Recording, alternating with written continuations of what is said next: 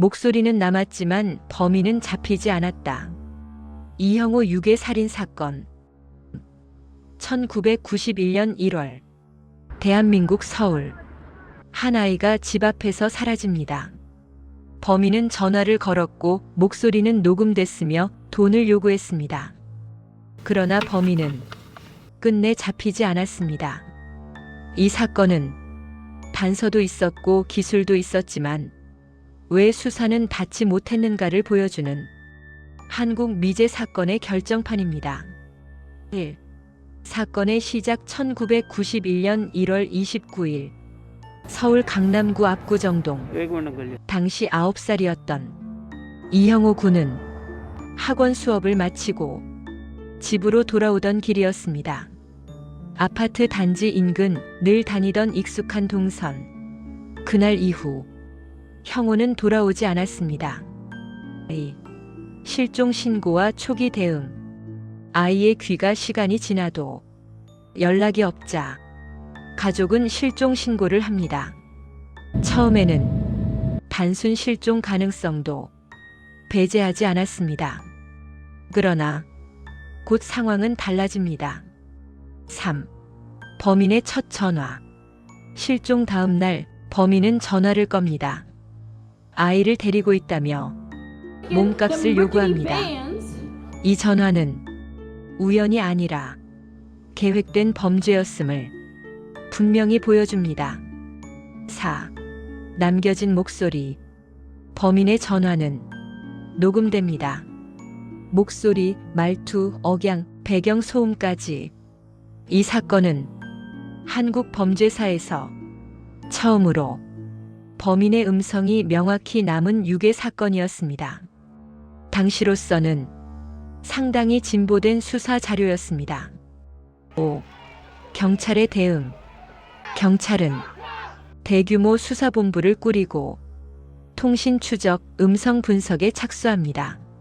하지만 1991년의 기술은 지금과 비교할 수 없을 만큼 제한적이었습니다.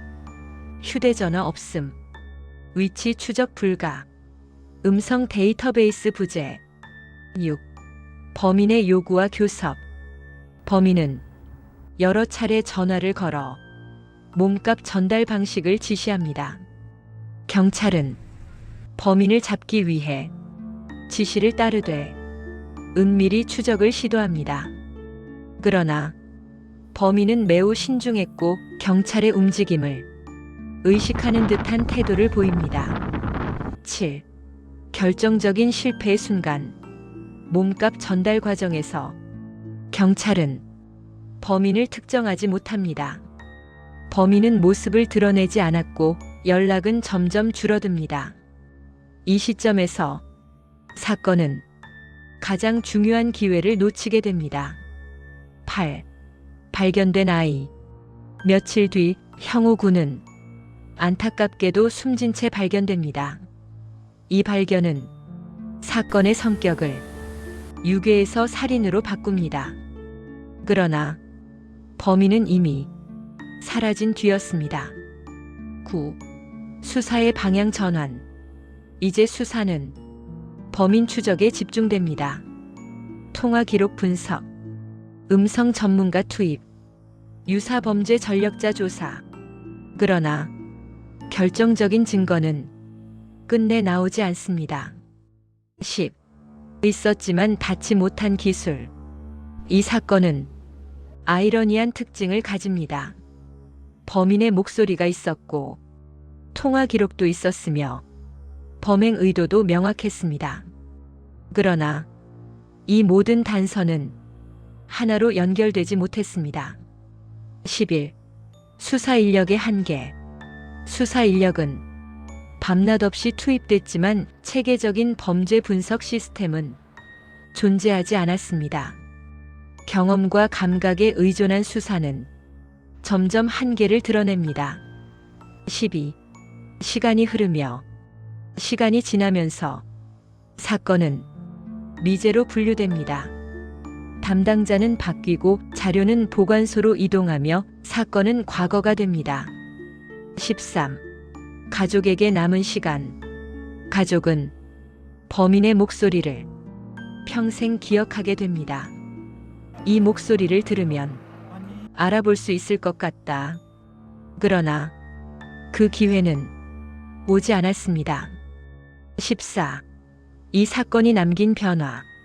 이형호 사건 이후 한국 사회는 유괴 범죄에 대한 인식을 완전히 바꾸게 됩니다. 유괴 전담 수사 체계, 통신 수사 강화, 아동 안전 교육 확대. 하지만 이 변화 역시 사건 이후에야 가능했습니다. 15. 왜 이 사건은 특별한가? 이 사건은 단서가 없었던 미제가 아닙니다.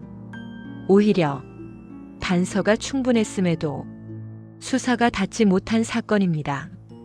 그래서 더 많은 질문을 남깁니다. 16.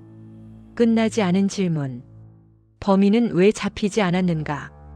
당시 기술로 할 수 있는 최선이었는가? 지금이라면 결과가 달라졌을까? 이 질문들은 지금도 유효합니다.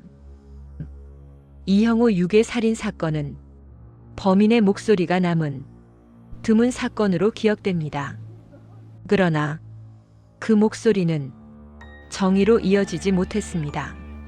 이 사건은 한국 사회에 분명한 메시지를 남깁니다. 기술이 존재하는 것과 그 기술이 닿는 것은 다른 문제라는 사실을 이 기록은 그 한계를 기억하기 위해 남겨집니다. 다음 이야기로 이어가겠습니다.